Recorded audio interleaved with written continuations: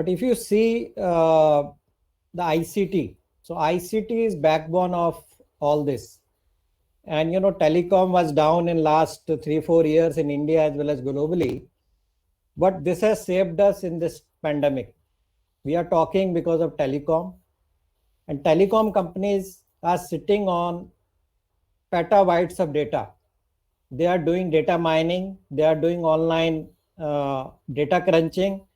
They are coming back to us and asking that, do you need more data? So data become an essential commodity. Okay. But at the same time, if you see, we are also moving in telecom from 4G to 5G. So 5G is the need of the hour if we have to do anything. Another thing is, because we all guys are working from home, so work from home become the necessity, and this habit will not go easily, because from last almost 2 months we are working from home. So we need to have a network which is secure. So cyber security is more needed, just like enterprise security in our organization, enterprise security in the university. Okay. Another important aspect is basically how we are going to survive after this pandemic, in terms of how economy is going to fare. So like guys, we worked in last 1 year on basically how we select the resources online globally, because we work in a global business. So how we select, so because we don't see most of the time resources face to face, so we have actually created one AI based solution where we can actually identify various skills, and these skills are all calculated through the machines, whether the voice skills, whether the presentation skills, and based on that we rank the resources and selection is made. You must have seen lot of programs on TV, on various dance programs, various programs, competition programs on singing and all. So the same application can also be used for that, and there is no manual intervention is required. And we have done this before time, and a lot of people are using it. Then another aspect is in the AI is, AI is a tool, it's just enabler. It is just making sure that we have the resources, like we are having the computers, supercomputers. AI technology was there, there since last more than 35 years. Neural networks are there, deep learning is there. But now because we have a supercomputer power, so we can use these technologies more effective way. So one important aspect is, after post-COVID, this zero touch contactless deliveries will be in place, whether we are ordering through Amazon, whether we are ordering from Flipkart or any other online, whether if I am going to the Big Bazaar or something else, then I don't need to touch the racks of the Big Bazaar. There should be some kind of the virtual racks, so the individuals can be saved. So the virtual reality will be used with the AI, and when I am there, then already I will have a digital wall, and I will be able to select through the digital wall what I will need, and the delivery will be happened centrally, and also the payment will be done through digital. So I am talking about the use cases. Why I'm talking about the use cases? Because these are the need of the hour. Another thing is, in our apartment, our offices, when we enter into the lift, how we will manage that there are only 4 people in the lift? There is a physical distancing. Also, we don't have to touch the lift buttons. We can use the sensors. The sensor technology will help us, and also it will help us to determine how many people are there in the lift. If there are more than 4 people in the lift, there will be alarm. I don't have to press the button. I can use the app for selecting my floor, or I can speak through the speaker that 4th floor or the 5th floor. So the things will be changed and that is needed. Otherwise, whatever we are doing currently for this lockdown, we will not be safe. We have to make sure that uh, we we don't touch most of the things, because you never know how many years or the days this pandemic will be there. Another good point I have picked up from Dr. Nan's presentation was on genomics. He is very right. The thing is, AI should help in terms of identifying, try to have some kind of pattern recognition. Because today COVID-19 has come, tomorrow COVID-20 will come, then 21 will come. And also, how the vaccines are going to be made.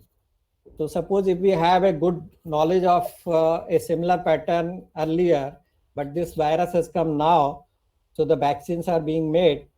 So, just like, if we have identified the pattern, we can easily make the medicines as well as the vaccine. So a lot of studies in genomics is required. And overall, if you see the online education, so I'm very fond of online education. Dr. Sharma knows very well. So online education is doing a lot of help, but at the same time, a big havoc to the little children. Because the children up to the class 5th, if they have to do this online education for 3 months, what will be their effect on the health? That is the most important. So I think somebody has to study this aspect also before advising the schools that you go for online education. So I can talk a lot, but it seems I need to close my talk now.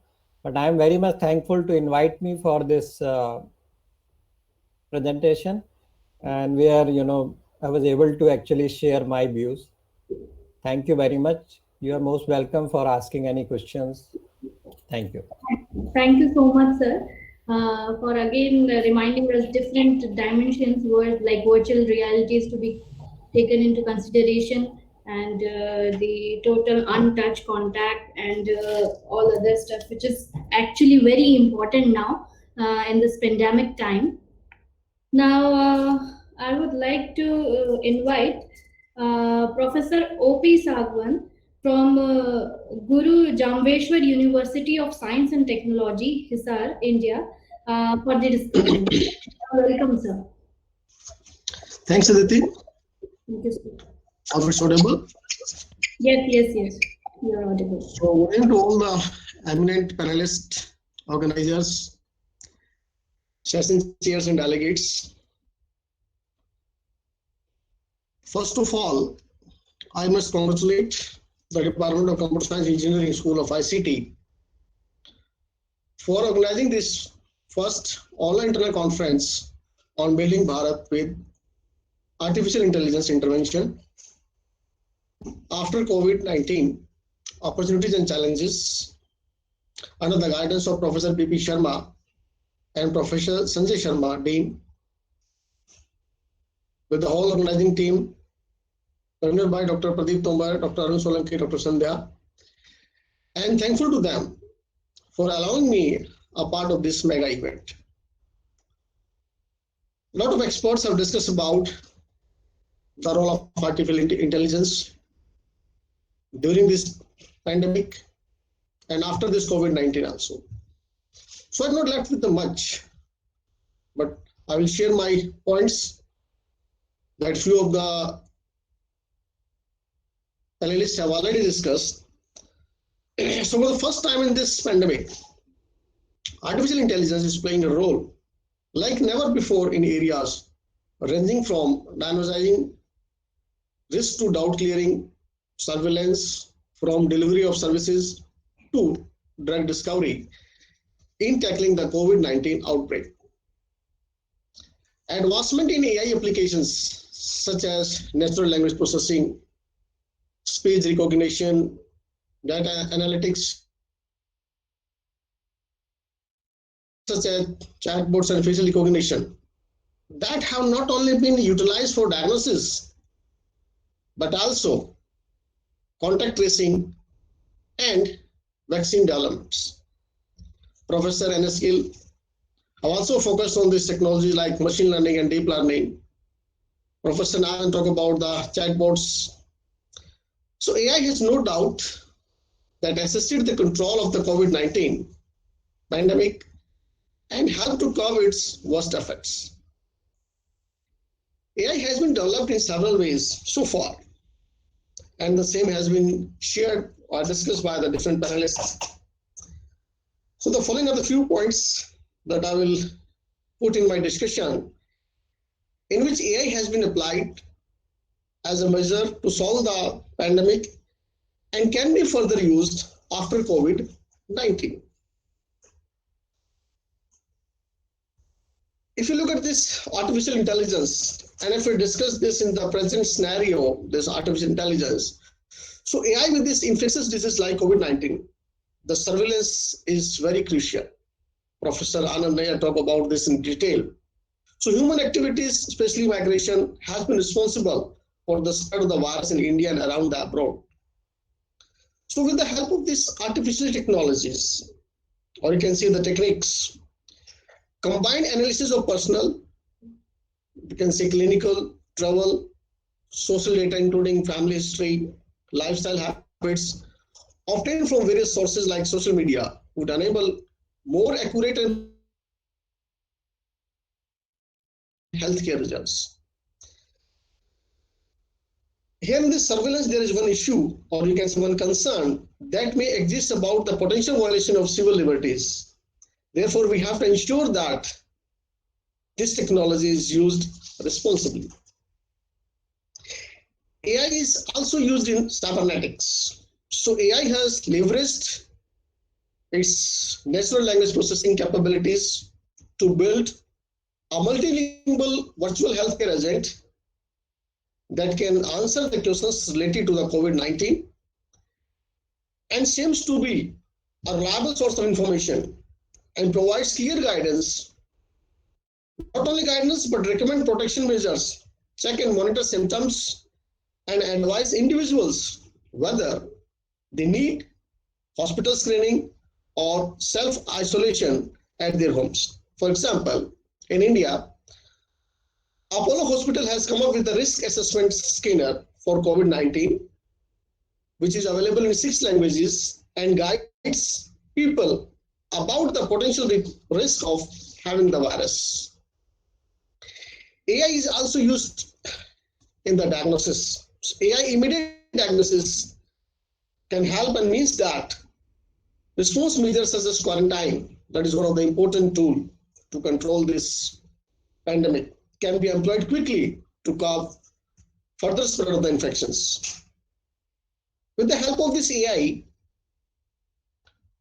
diagnostic time has been improved in the COVID-19 crisis through the technology such as developed by LinkingBat.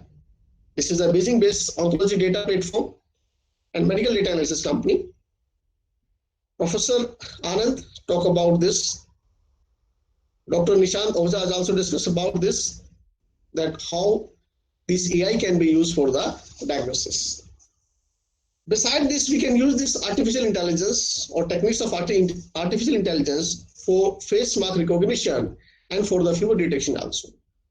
AI thermal cameras that has been used for some time now for detecting people with fever. Cameras processing AI-based multi-sensory technology that have been deployed in airports, hospitals, nursing homes, etc.